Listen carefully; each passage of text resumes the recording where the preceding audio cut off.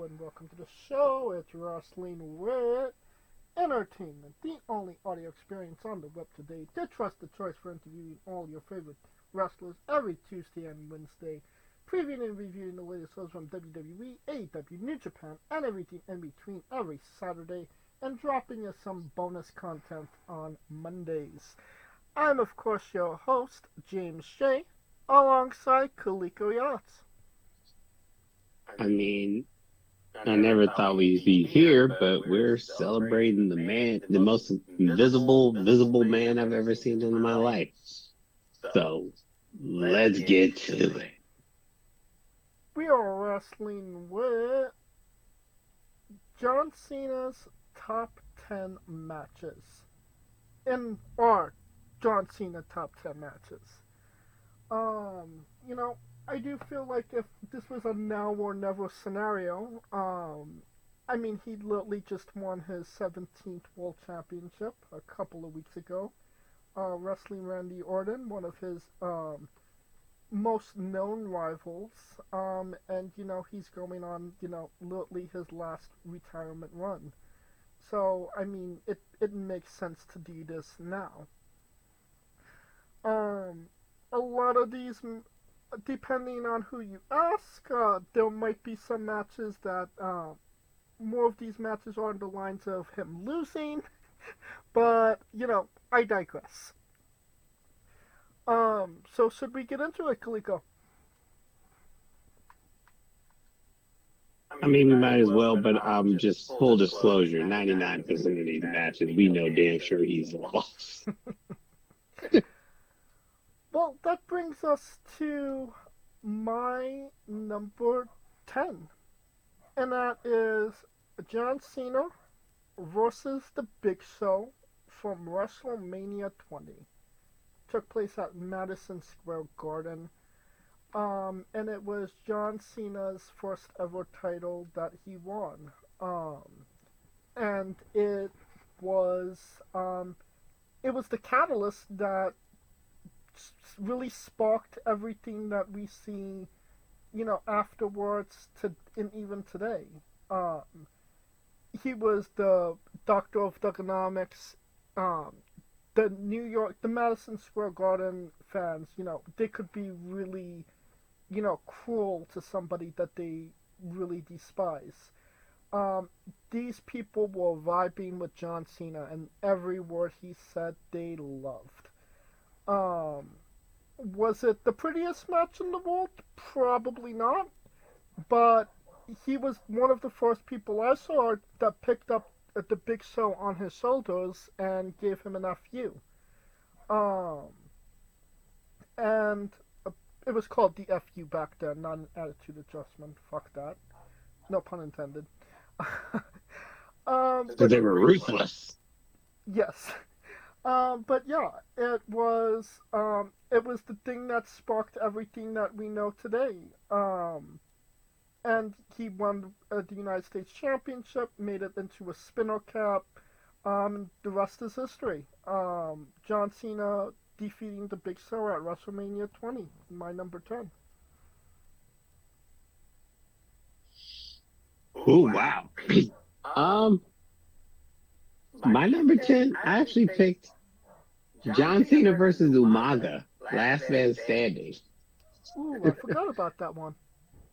I thought that match, I mean, other than the Brock Lesnar Cena Extreme Rules match, that that match showed a violent side of Cena that we have yet to see. That at that time we didn't see, because keep in mind, this was pure Cena babyface and super happy go lucky. But a person like Umaga like threw it, put it on him, and this happened actually in honestly probably the best reign that he had, because keep in mind this was what, 2007. So during that time he's facing like Edge, Orton, Michaels, Khalid. So he had a plethora of people to show different sides of him, and I think Umaga was the one that showed the violent side of him, the I can get it done by any means necessary, not necessarily the right way. Um, it was intense, very intense match, and I think it it highlighted the best parts of him during that title. See, look at that. He won one. I got one where he won. Look at that. Can't guarantee the rest, but That brings us to my number 9, and that is John Cena versus JBL No Mercy 2005, an I Quit match. There was the first WWE title reign, first title defense, and one of the most brutal of match stipulations, the I Quit match, which John Cena has become the most known for. And I don't think any of his I Quit matches were more memorable than the first one against JBL. It was as ruthless as a ruthless aggression got. It was bloody, it was severe, it was a slobber knocker, some might say. Um, but yeah, John Cena putting JBL through the set with, I believe it was, it was either steel steps or the guzzler on a truck. I can't remember, but it was, yeah, essentially ending, JBL as the main event and, establishing him as, the new main event. And, yeah, that match always has kind of stuck out to me. It was John Cena before things got really messed up with John Cena. He was still Chain Gang, even though he was slowly transitioning into the John Cena that we know today. But definitely one of his more brutal and, dare I say, memorable matches that he's had in his career. That's why it's my number 9. continuing on with my violent theme, number 9, John Cena, Brock Lesnar, 2012 Extreme Rules. It was very impromptu, and this was honestly John Cena up until the last couple of years at a very low point in his career because he was disappointed with The Rock, losing to The Rock, the once in a lifetime match that started twice, right? And Brock comes out and beats the shit out of him. And at this point, he's at a low, so technically he has nowhere to go but up, right? So what better way to start your way climbing back to getting that title than beating arguably the baddest guy on the roster, Brock Lesnar, in a very violent Extreme Rules match? All people don't really highlight this match a lot, but I think it was the genesis of what was to come for the next year for Cena. The same way this very same blueprint was used years later for Cody Rhodes as a blueprint to get back on his feet. So there's a nugget there. I mean, hey, beat a former UFC champion, you might be on your way to getting the championship within the next year. So, with that being said, number 9, John Cena versus Brock Lesnar, Extreme Rules 2012. And that brings me to my number 8 against Rob Van Dam at One Night Stand 2006 for the WWE Championship. And, it wasn't really.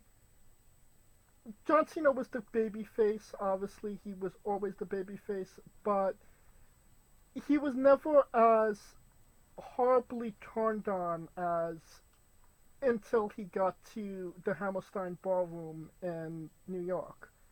You know, I talked about the Madison Square Garden match. You know, the New York fans loving him. A mere 6 years later, and he's throwing his T-shirt into the crowd, and the crowd is throwing the shirt back at him.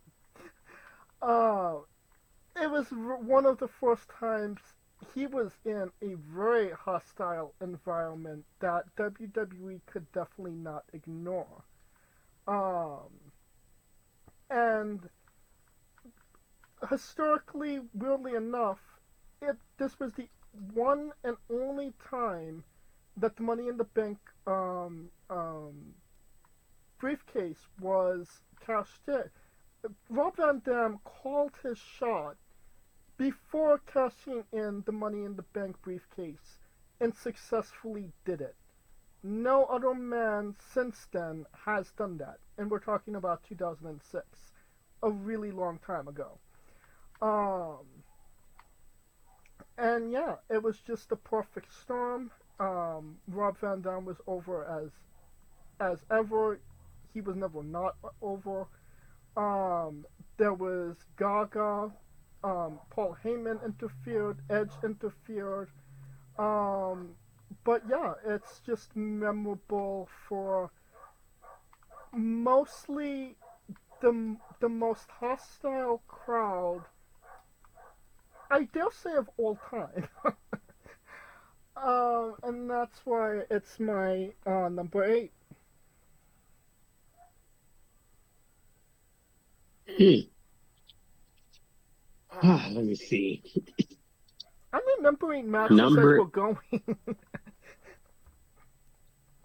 I mean, it's crazy how we're going. Honest, let's see. My number 8, a very good match that people kind of thought it was going to be, but it ended up not being.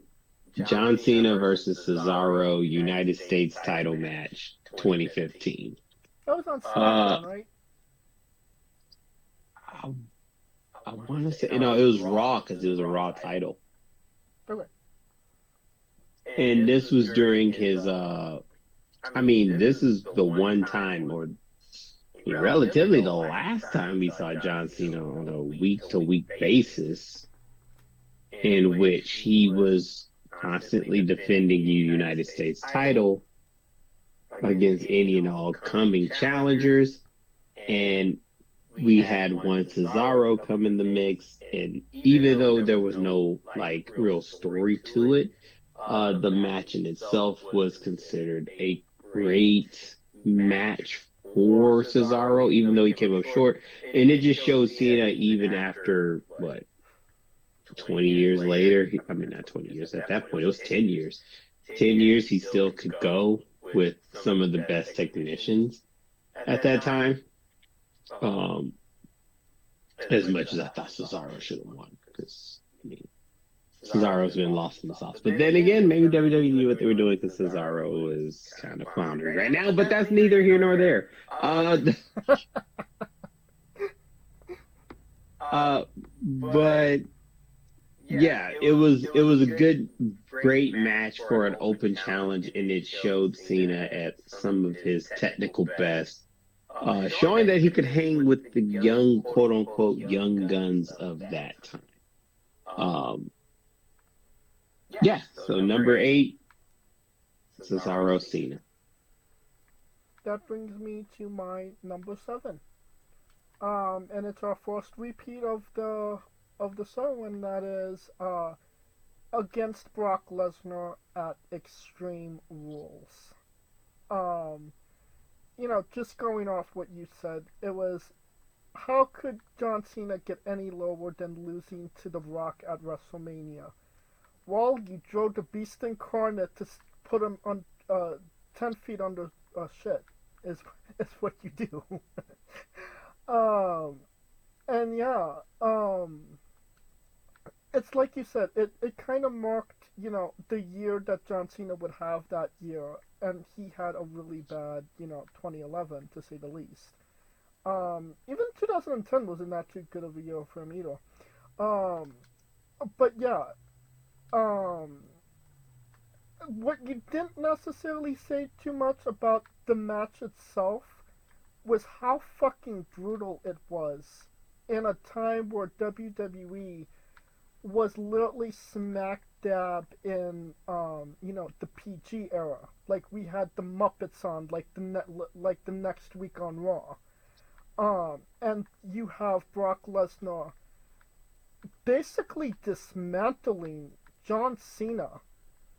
And there was one point in the match where he crucified him upside down, like he hung John Cena by his feet.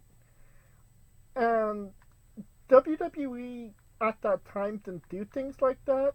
There was blood in this match, which Vince McMahon was very against. Um, and it just and just to see John Cena after all of that win after a really small mistake by Brock Lesnar, just capitalizing on Brock being Brock and being too arrogant and cocky, thinking he had to win, and John Cena coming from underneath to get the 1, 2, 3 on him. It was definitely one of John Cena's most brutal matches because he took one of the biggest ass whoopings in all pro wrestling at that time. So, No, no, no, no. um, so yeah, my number 7 is Brock Lesnar Extreme Rules 2011. Oh, I guess this is what the repeats come, because my number 7 was John Cena, Rob Van Dam. That one night stand. Really? I did not I expect mean, that on your list. of course, I mean, we got to start with the people losing, right? But that match, I mean, like, as you said, that match, even though it had the shenanigans, it was just the fact that Cena understood, as much as people say he doesn't put a lot of people over, he understood the environment at that time. Yep. Which goes to show in later lists, he understands the environments of a lot of matches. So, so with that being said, I mean, yeah, it was basically Philadelphia versus everybody. I mean, John Cena was the Atlanta Falcons playing the New Orleans Saints in the Superdome in the first game after Katrina. There was no way he was walking out of that bitch. No effing way. Like you said, yeah, this is the only time someone actually called to cash in and told you when it was going to happen, cash it in, and it actually happened. Cena tried and failed, so I mean he has that on his billet as well. Mm-hmm. But yeah, everything you said, ditto. Plus, just that him understanding the environment and coming up short because he knew if he wasn't, he was either leaving Philly as a loser or as a winner in a casket. And The first step, I believe that was the first step for if Cena wins, we riot. Sign. oh, to be shown later on as we get there. Mm-hmm. But that was the first time it appeared. That was the first time, Yep. yes. But yes, number 7, Cena, Rob Van Dam, Extreme Rules. That brings me to number 6, and that is John Cena versus the Heartbreak Kid, Shawn Michaels, from a random Monday Night Raw in the UK. I believe it was in 2007. Look at John Cena having good matches in 2007. Who expected that? I mean, 07 was a good year for him, Yeah. match-wise. Yeah, their match at WrestleMania 23 was, one of his better matches, but the match on Raw was just 10 times better. And it was a match that lasted 1 hour. And when the hell did John Cena ever do a 1 hour match prior to this? And who could John Cena have a 1 hour match after this?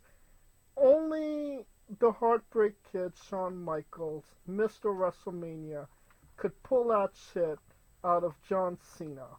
And why could Shawn Michaels do that? Because he can. And it was one of his best and most memorable matches ever. And I mean, it's like I said, it's this match should be on anybody's top 10 matches of John Cena, if I'm being honest. For now, it's number 6 for me. Well, it's up there, but it ain't at 6 because my number 6 is John Cena, Kevin Owens Elimination Chamber. uh, Keep in mind, he was in the midst of running through that U.S. challenge. And it's crazy because this one, he didn't, it wasn't a challenge for the title, but it was just Kevin Owens stating his case that he belongs on the main roster. I thought And as much Money in the Bank. No, Money in the Bank he lost. He lost Money in the Bank, won the Elimination Chamber. John Cena lost Money in the Bank, won Elimination Chamber. You're saying? No, John Cena won Money in the Bank because it was for the title. See, John, this is where Kevin Owens beats him. Honestly, I think this match was better than the Money in the Bank match because it portrayed Kevin Owens as a person that as having nothing to lose. Keep in mind, fresh off of beating his best friend's ass to win the NXT title. So 2015 Kevin Owens is gonna have to be studied because that motherfucker was killing. He was on a roll. 2015 Kevin Owens was a savage because when he was just like, bro, it ain't nothing personal. I'm just here to feed my family type dude. Bro, I could relate to that 10 times over. But even though this is a good match, Kevin Owens shocks the world, beats Cena, which, I mean, no one saw that coming. Because keep in mind, this is Cena doing the weekly challenge, whooping everybody's ass. And all of a sudden, an NXT guy comes out of nowhere and beats the brakes off of him, which was probably the most shocking moment in 2015, to say the least. Especially in that year because it was a down year. Yeah. Number 6, Kevin Owens, John Cena. That brings me to number 5, and that is John Cena versus Daniel Bryan, SummerSlam 2013. This was the last match that John Cena had as a proper WWE title run. He won the title from The Rock that April. Had a mediocre rivalry with Ryback, but that's to be desired. And then, this was essentially John Cena putting his label on, Daniel Bryan and saying, this is the guy now. This is the guy that's going to be, carrying the company. Things changed after that, but, well, I mean, that's a whole other story for a whole other list. But, John Cena was not well in this match as well. He had a baseball-sized cyst on his elbow. And he still competed in the match. He still wrestled, Daniel Bryan to the best of his ability. And I dare say that it was a damn good match as well, to end, John Cena as the Super Cena as we knew him at that time. Um, so yeah, and just being there, seeing Daniel Bryan as the WWE champion, and the confetti coming down, being on the floor, having floor seats for that show. It was definitely a very memorable match for more than one reason. So, um, for some sentimental reason as well, yeah, this is my number 5. Galiko. Yeah, number five. That's five. Shit. I mean, my number five. Cena, Lesnar, Rollins, 2015 Royal Rumble. Hmm. This match was a master class in keeping young talent protected while the old two icons slugged it out. As much as Brock Lesnar got his ass whooped and was literally what stretched out on a gurney, it led to the prelude of John Cena and Seth Rollins having their 2015 rivalry. Because keep in mind, Cena at this point was gunning for the championship. Rollins, Money in the Bank winner. Rollins wins obviously they win their respective titles, which sets up the clash at SummerSlam. The classic clash at SummerSlam, in which Rollins won. But this match was the catalyst that started all of this for 2015, and it highlighted the fact that there was going to be a new changing of the guard, something that Cena usually, poo-poos, but Seth was, I mean, at that point, Seth was can't do no wrong, and Brock was still in his that streak from beating the Taker and beating the shit out of John Cena, which is going to be showing up on my list later on. No spoilers. No spoilers, but yeah, this match actually was a great classic match, and it showed that Cena at that time, like I said, this is year 10, uh, still telling that story while getting younger talent that shine. I mean, he gets a lot of heat for burying people, the Cena effect. It's real, but the ones that get through, they got through.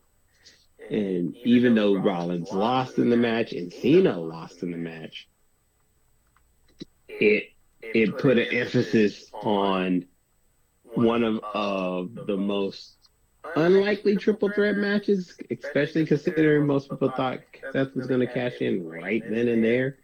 But yeah, it highlighted Cena being able to share the load, get some work in. Yeah, number five, Cena, Rollins, Lesnar, triple threat, Royal Rumble, 2015. That brings me to my number 4, and that is John Cena versus AJ Styles from Royal Rumble 2017.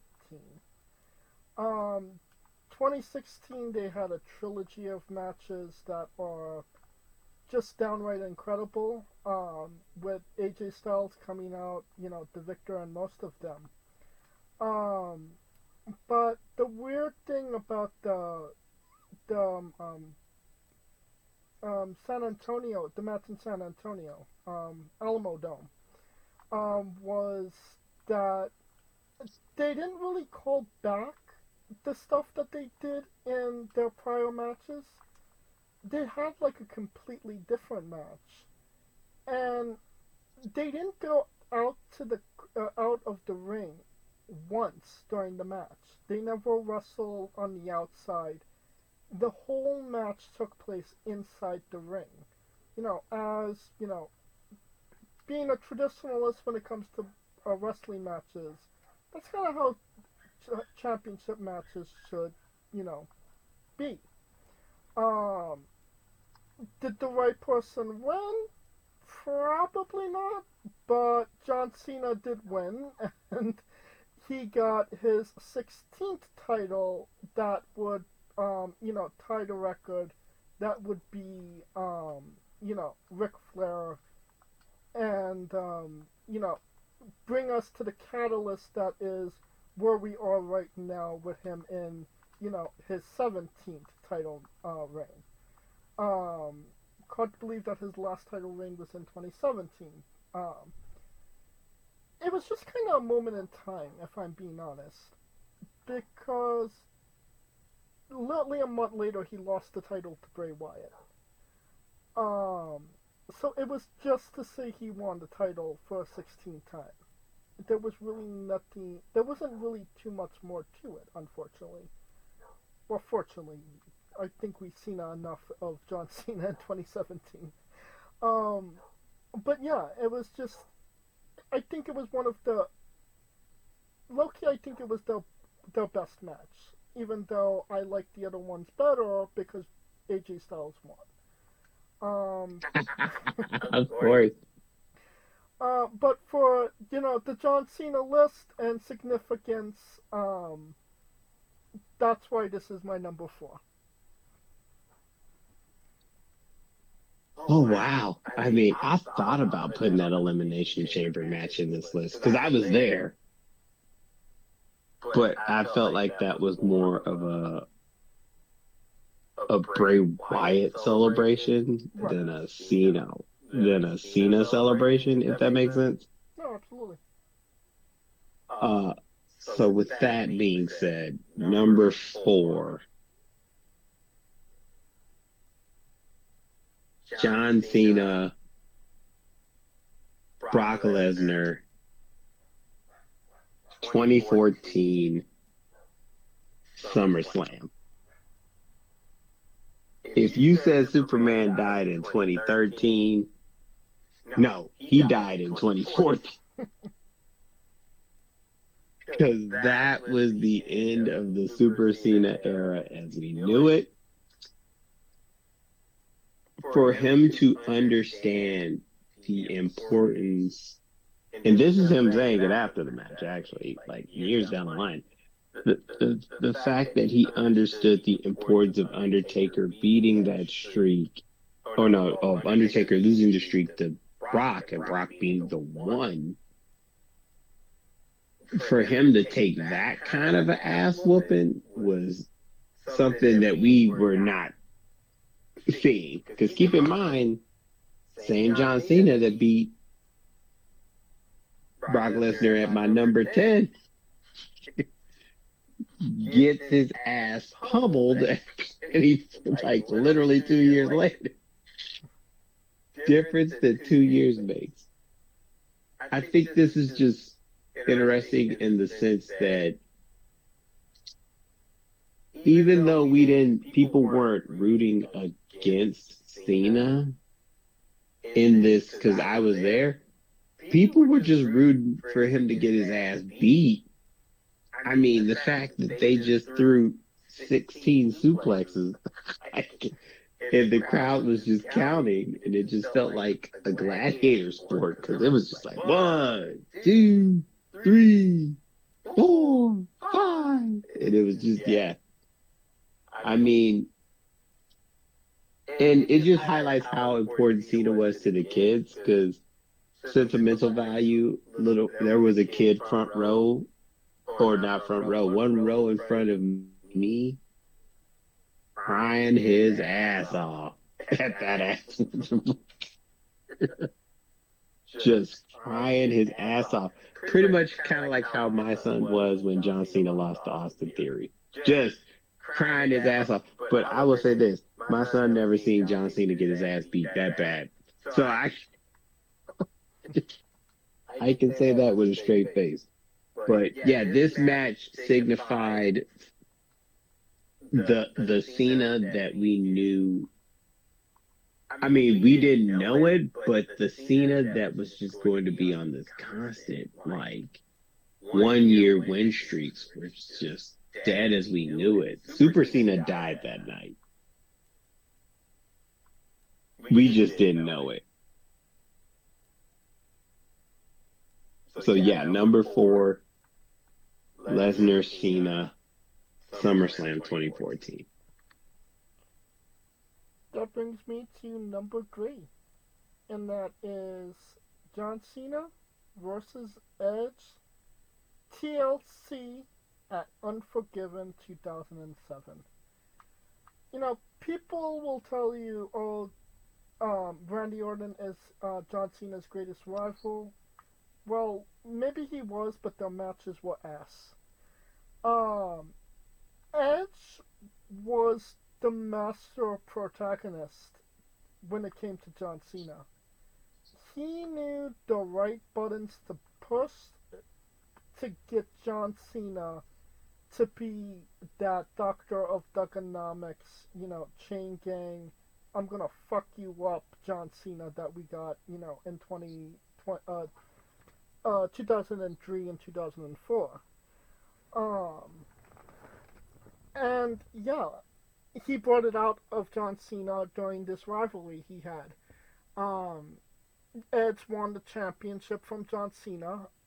He changed the W to the Rated R logo. And then John Cena proceeded to throw him into a river. So, I mean, it brings out an ugly side of John Cena that we don't always get to see. Um, he FU'd Lita.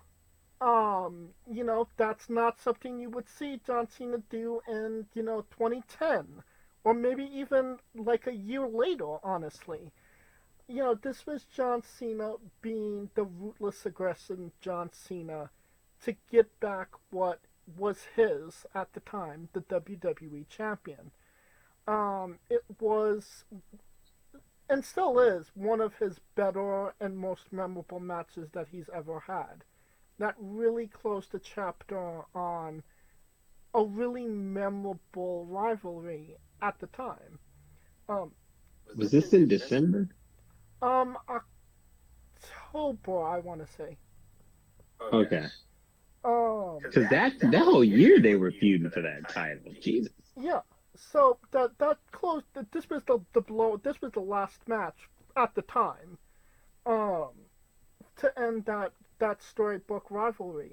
And yeah, it ended in a high moment of really a high moment of John Cena FUing Edge off a ladder into 2 tables to reclaim the WWE Championship.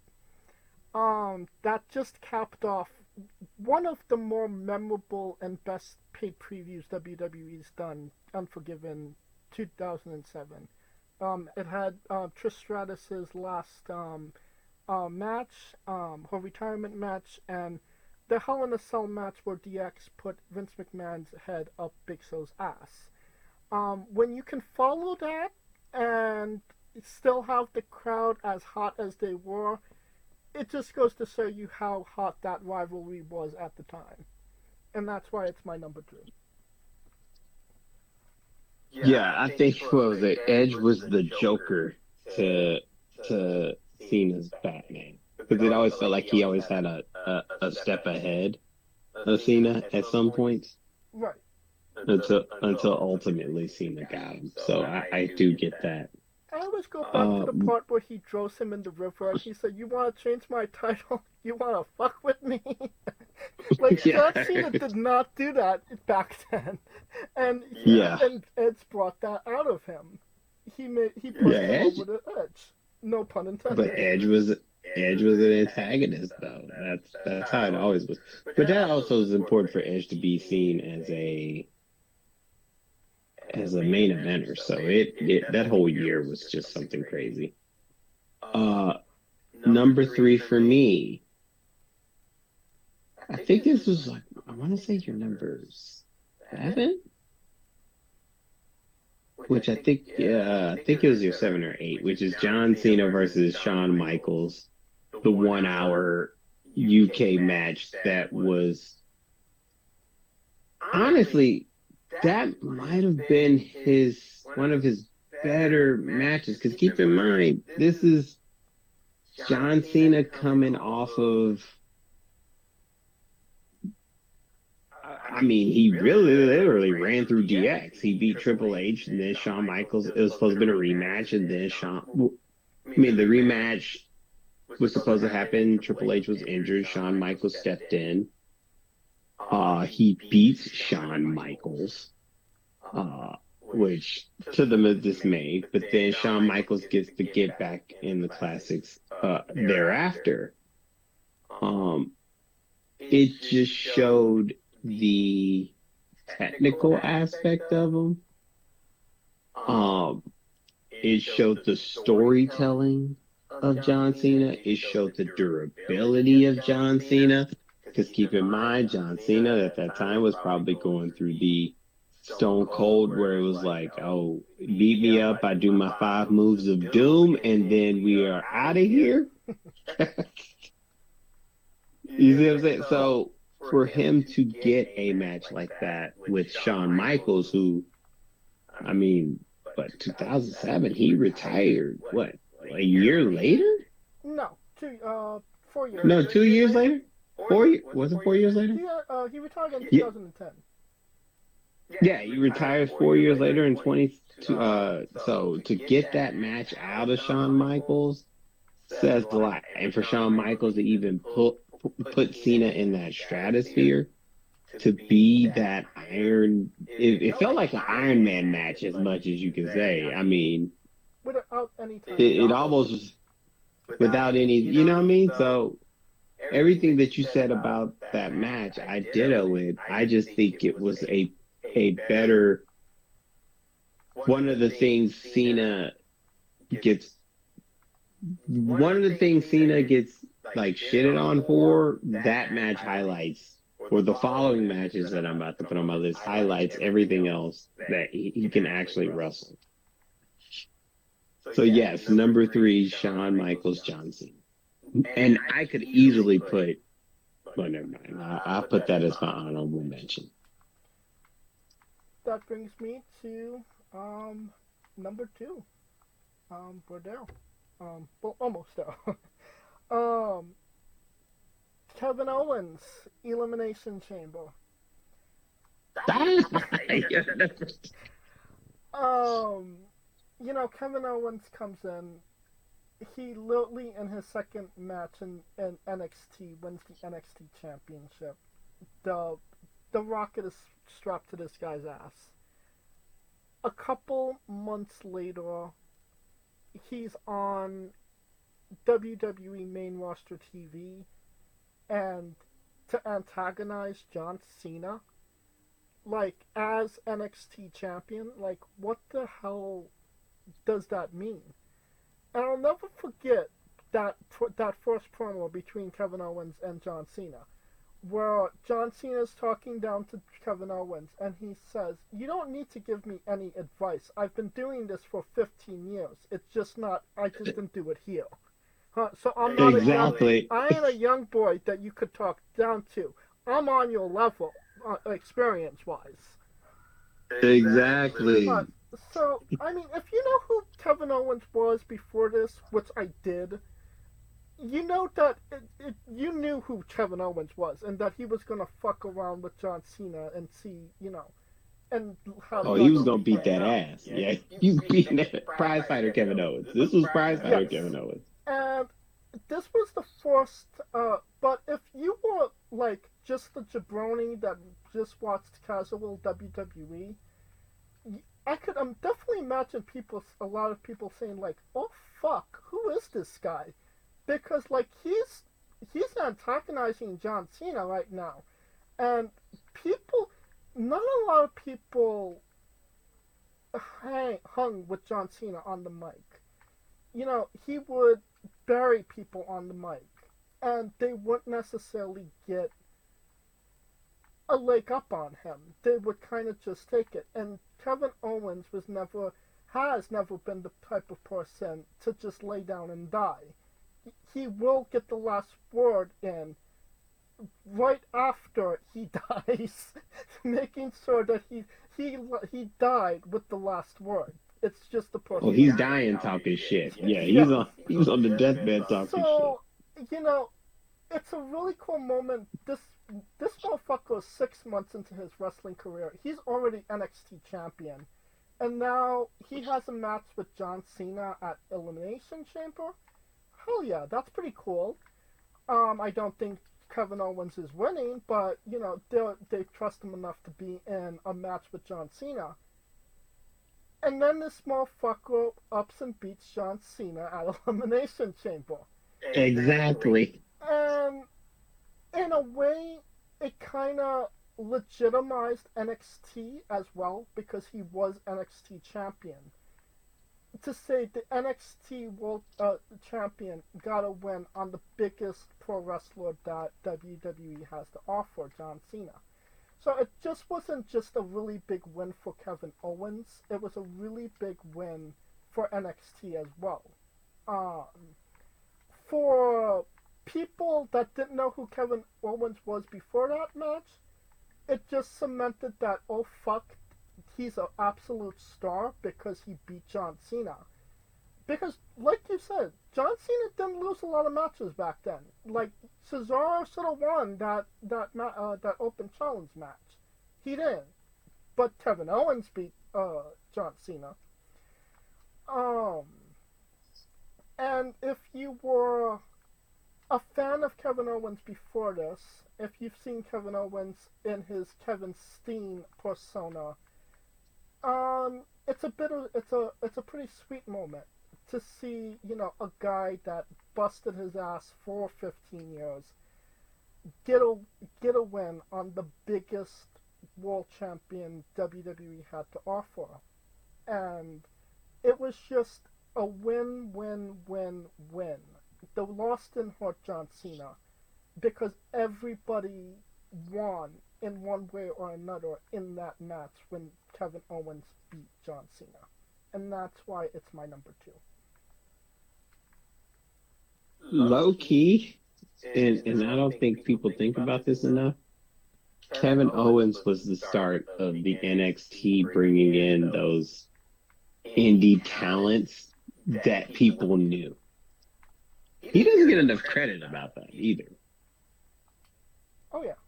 He was the genesis in that string of talent that was coming in through NXT that just rolled, that made NXT just super popular.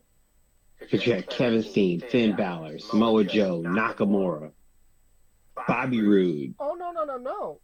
Uh, yeah, Samoa Joe Nakamura, but Kevin Owens was the catalyst. He was the first. No, that's what I'm saying. Yeah. That's what I'm saying. He was the first, and people don't think about that. Like, that's what I say. He was the start of it. Like, you could make an argument. He is the focal point in the rise of NXT. Who did Finn Balor beat to win his first NXT title? Kevin Owens. It was Kevin Owens. Yeah.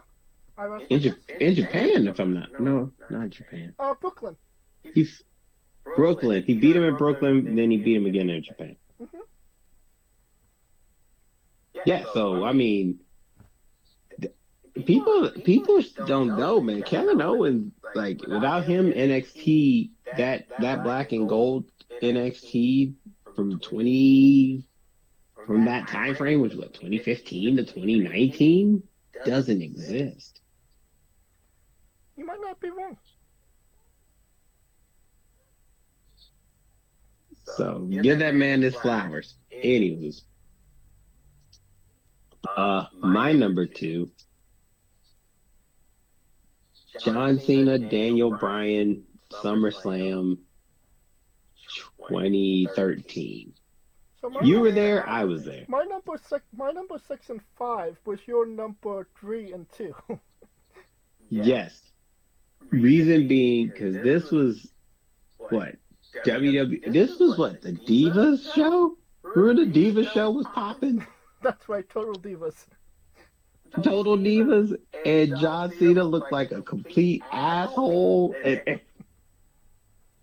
And everyone loved. It's funny because it was like John Cena was. People loved him as a wrestler, hated him on Divas, and then the opposite was Daniel Bryan. Oh, well, not even the opposite. Yeah, the opposite. Daniel Bryan was loved on that show and loved in real life. They just didn't know Daniel Bryan was a thing, right? Right.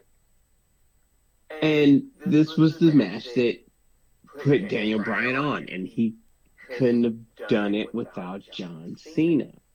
Um, John Cena gave him. Keep in mind, Daniel Bryan was chosen. It wasn't like he won a match to qualify. John Cena chose Daniel Bryan. And the fact that Daniel Bryan got chosen literally started the rest of 2013 into the middle of 2014 for Daniel Bryan, which is probably the highlight of his career, if you know, of in itself. Right. I still, oh yeah, the video package uh between them two, which highlighted the Total Divas, because at the time John Cena was dating Nikki Bella and Bryan was dating Brie. So that was another tie-in. Only one They of were them able to married. do. Yeah, only one got married. Both proposed, one got married. To the Bella anyway. In this match, like you said, John Cena did this match with literally, I mean, it was fluid in his arm. He tore his muscle and it was literally like a baseball on his arm. And for him to go out there and complete this match with that injury, and allow Bryan to use it as the attack the arm as a storyline. See, that's the other element of this. Because it wasn't like, he wrestled the match and told him, yeah, don't kick the arm. Right. He allowed Dan Bryan to lay into that motherfucker. Dead ass. And it was a classic match. And it catapulted Daniel Bryan's rise into that main event scene, even with Cena coming back and winning the heavyweight title, losing to Orton, and propelling Daniel Bryan in that little abeyance thing that happened. See, so I mean, people say they didn't care. He cared. He cared. But all of that does not happen without this match, Right. which was one of John Cena's classic matches, and he worked it injured. Number 2, Daniel Bryan, John Cena, SummerSlam 2013. Favorite moment of that night was the guy in front. I didn't. I wasn't in chairs that were the chairs. The front row in front of me was the chairs, and the guy in front of me was so pissed off that Daniel Bryan lost to Randy Orton. I was like, "You want to sell your chair?" And he just looked at me with like the deadest of eyes, and he was like, "Fucking take it." Yeah, free chairs for WrestleMania for SummerSlam 2013. Fun moment. Not for him, but Oh, I still want that chair. I'm still looking for that fucking chair. I think it's time for some honorable mentions because there are a couple matches that kind of could have been on this list. Maybe wasn't as memorable or for whatever reason. Um, one match I would say that sticks out is Bray Wyatt WrestleMania 30. Um, Yep. because it was one of the only times John Cena was tested, mentally and questioned his morality. And psychologically, yeah. Yeah, which we didn't necessarily get from John Cena all that often. But I would definitely tell you the wrong person won that night, but I digress. Yes, that's a whole nother conversation. We should have a list of the 10 matches Bray Wyatt should have won. um, Another match that sticks out to me was he had a tag team match with Shawn Michaels against Undertaker and Batista. Maybe he wasn't the vocal point of that match, but it was a really interesting and memorable match at the time for what came into it, what was to follow after it. I know this sounds like super random, and it almost made its way onto my list at one point, and that is an Extreme Lumberjack match against Sabu. uh, for the fact that John Cena wrestled fucking Sabu is just insane to me. And it was actually a good match. And like John Cena legitimately looked pissed like he had to wrestle Sabu and like he just didn't give a fuck. And he beat the shit out of Sabu. Um yeah, that match sticks out to me for some apparent reason. But that's just me. What are some of honorable mentions for you, Kaliko?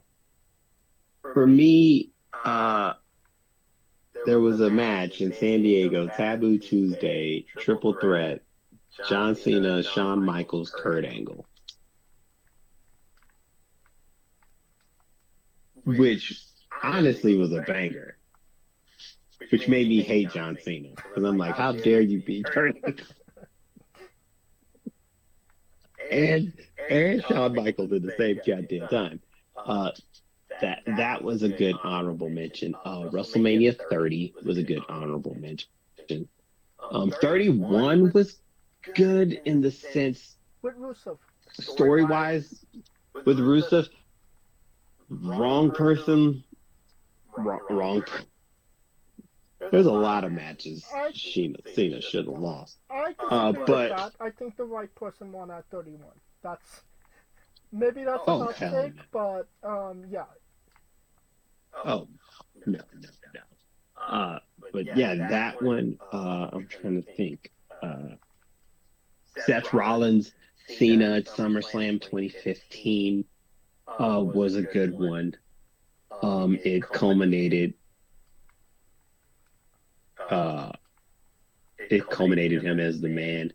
I didn't have AJ and Cena from 2016, SummerSlam 2016. I thought that was a good one as well. I mean, yeah. I'm trying to think. Yeah, that one was a good one. The Elimination Chamber match, like I mentioned earlier, that was a good one. I just thought it was more of a celebration of him, a celebration of Wyatt more so than Cena. Another match that I saw in person, it was a house show. It was John Cena and Luke Harper versus Randy Orton and Bray Wyatt tag match. What a match! which was pretty good, I must admit. Everybody knows my number one, but hell, you could put several of their matches at number one. Right. Should we get to our number ones?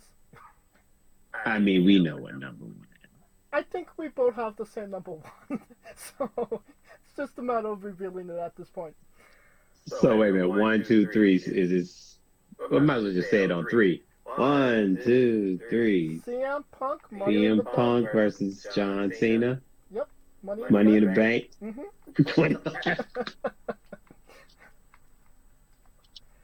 I don't want to call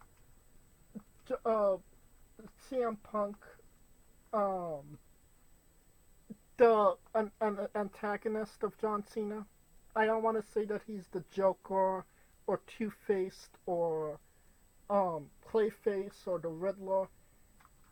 If John Cena's Batman, CM Punk is Dick Grayson.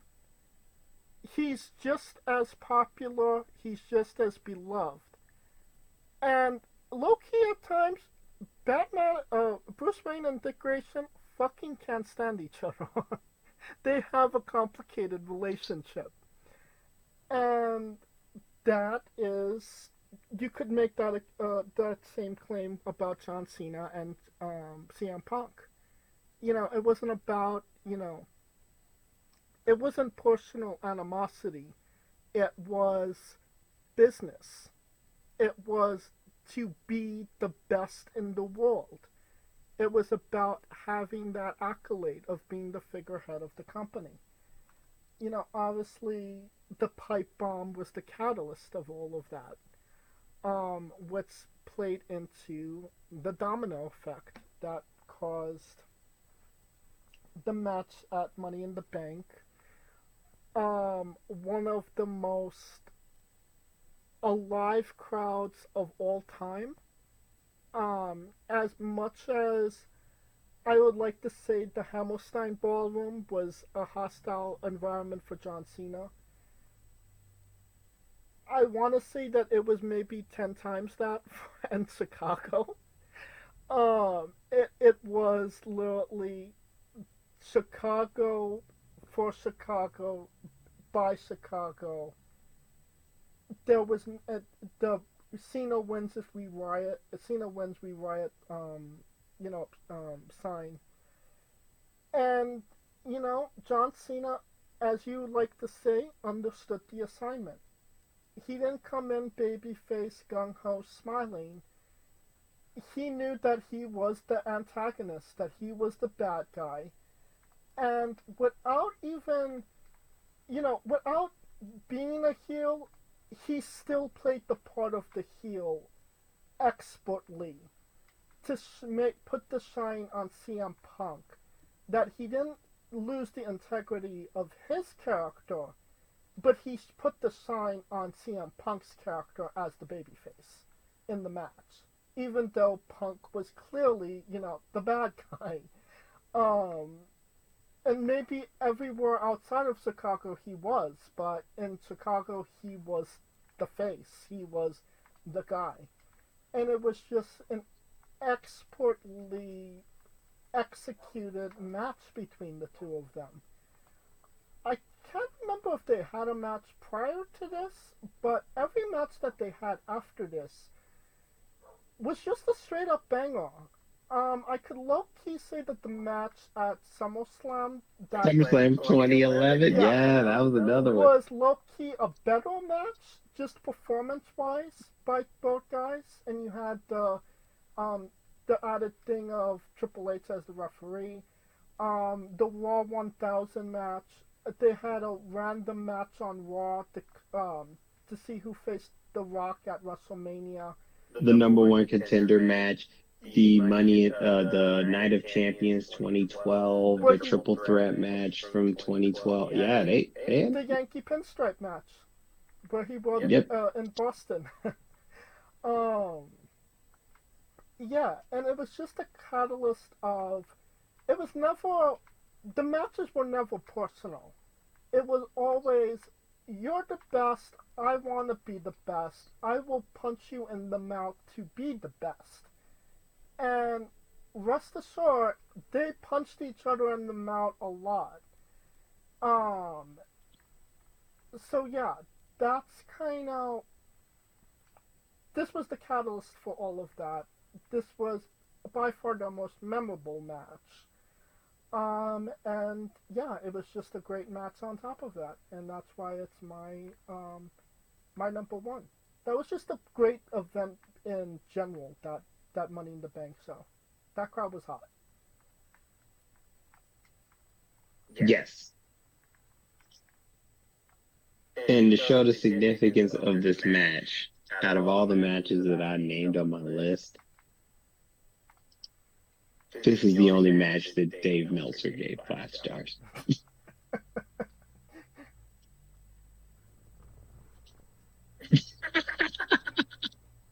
So keep that about. I mean, it epitomized the. I think this match made wrestling popular again. Granted, because keep in mind, I mean, people were mainstream, but when you got CM Punk on late night shows leading up to this match and on ESPN talking about how he's going to take the title, I still remember this because keep in mind, as much as I was into wrestling, as I am in wrestling, you know, you have those on-off periods where you just casually watch it because you kind of know what's going to happen. Right. This storyline got me back into it week by week. Literally got me back into it week by week. This match to me means, honestly, it means a lot. It means a lot to me in the sense that it was just the perfect match, the perfect timing. When you have, at the beginning of the match, the crowd is chanting and you hear the announcers, they're on the hot mic, they're like, wow. That tells you you're in for a night.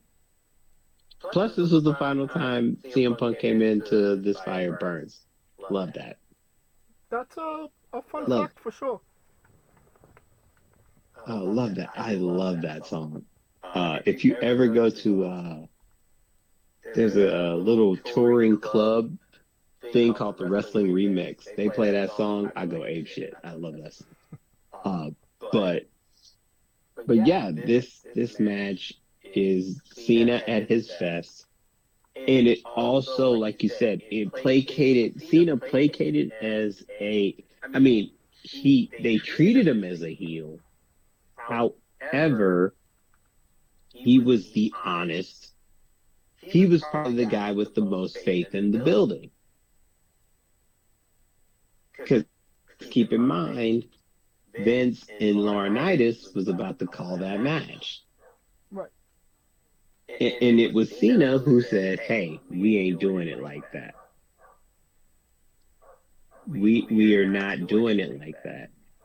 And he proceeds to lose the match. Punk gets his best, probably the biggest win of his life on the final night of his, well, quote unquote, so-called contract. And it started the summer of Punk. Without that, SummerSlam 2011 became one of the biggest consequential SummerSlams in the world because it was the first time you ever seen that ever happen. Or even that storyline being foretold in that way.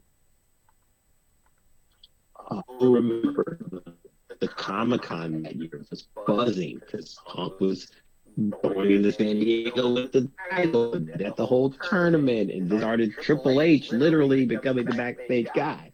So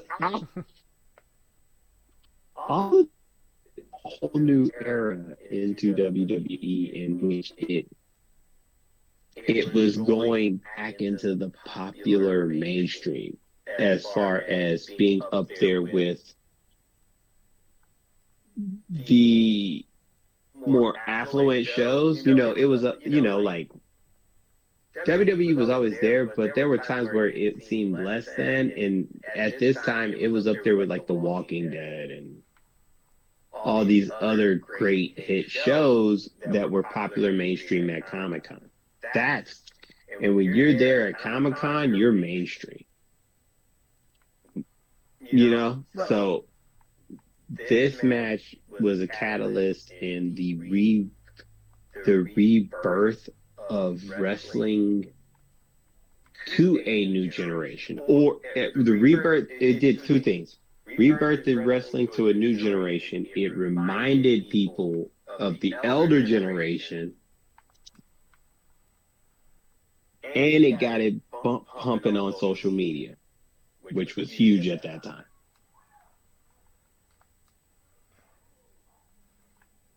So without Cena, you don't have that,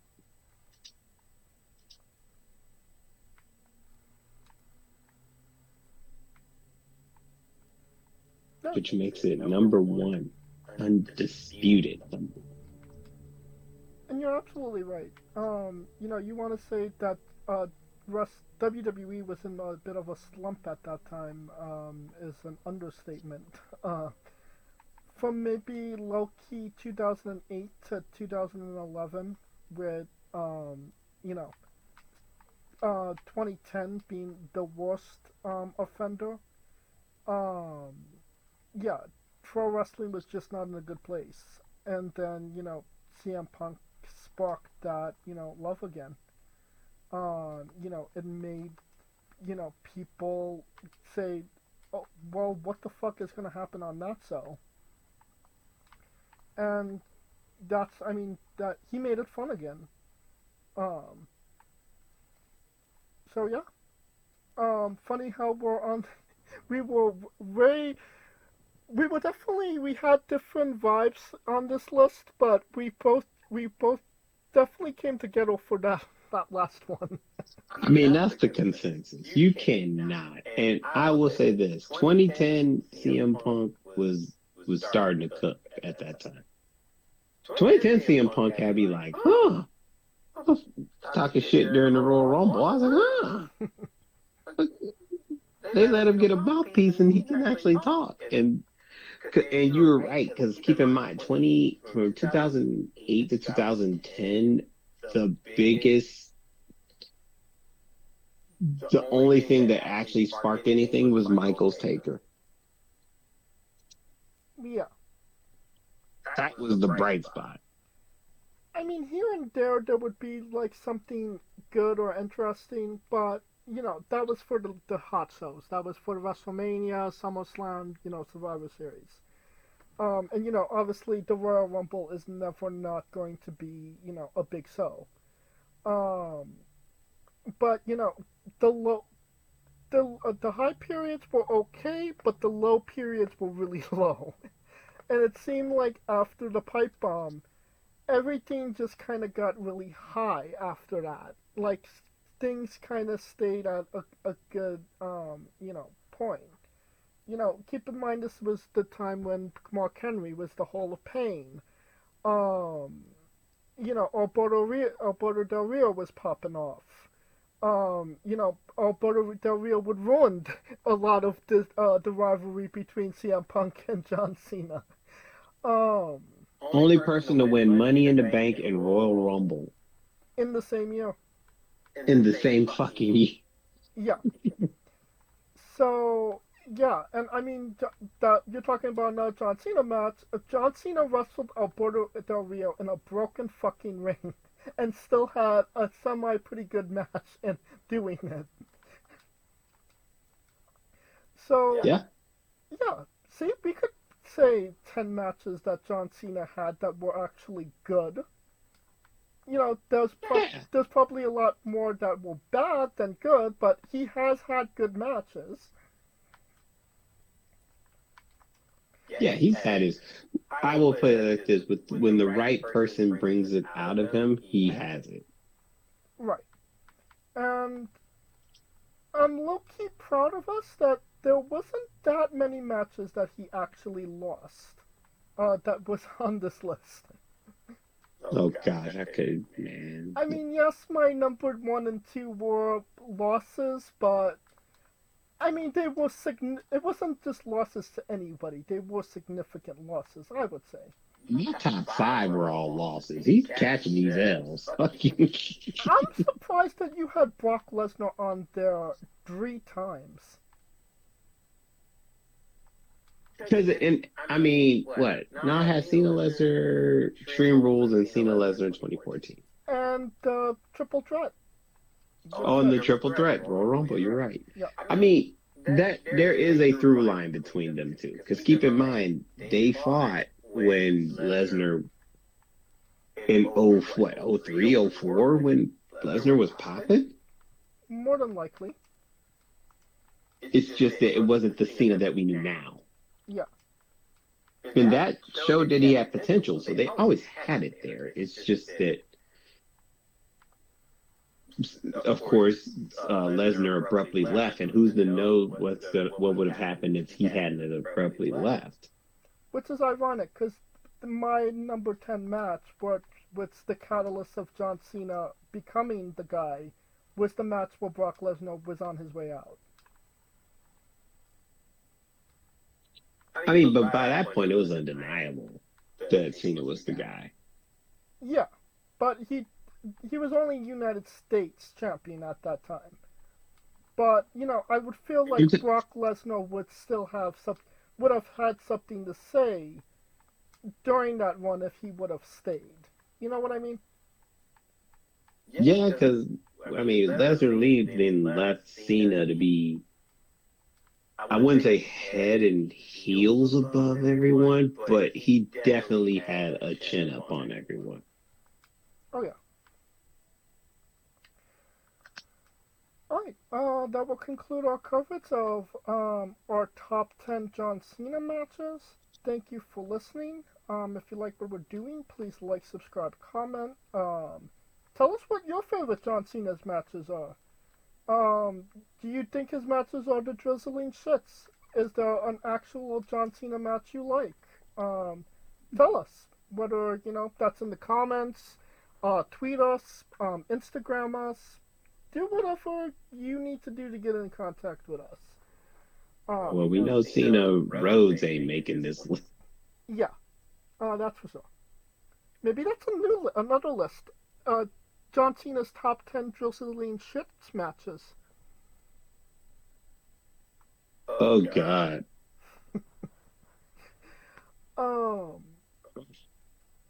But Cena Khali. Yeah, that would definitely be up there. Of course, join us this Tuesday and Wednesday for new incredible interviews, and follow the show at Wrestling with E on Extra and Instagram for information on who we're interviewing, when we're interviewing them, links to those interviews, and so much more. Follow me personally at JamesShane993. Where can we find Kaliko? I am Kaliko. You need to find that chair though from 2011. That's my holy grail chair. Oh no, 2013. 2013. I need to find that. The roller coaster one. Yes. Yep. That was that is the only thing I'm missing. For if you got the chair, DM Kaliko. You damn right. I got chairs I can barter. Let's see. Once I got the chairs, it was kind of, I got the chairs by accident, actually. 32 was when I got a chair, because I was like, oh shit, they got these. I was on the floor, and I was like, oh shit, they got these shit I can take home. Like, and it made me think, how many of these bitches I could have. Well, if you got chairs, he's willing to bargain. For Kaliko Yachts and Scooter Dust, I'm James Jane, and this has been Wrestling with Entertainment. He ain't lying. I got like 20 chairs. And then with these night one, night twos, it makes it kind of even more ridiculous. I know, right? That's so fucking bullshit. I get it though. If you look at the night one, night two this year, who doesn't want to put their butt on Tiffy's face? Hey folks, this is the Colossal Mike Law, and you are listening to Wrestling with Entertainment. Enjoy the show, support these guys. We appreciate it very much. We'll see you at ringside.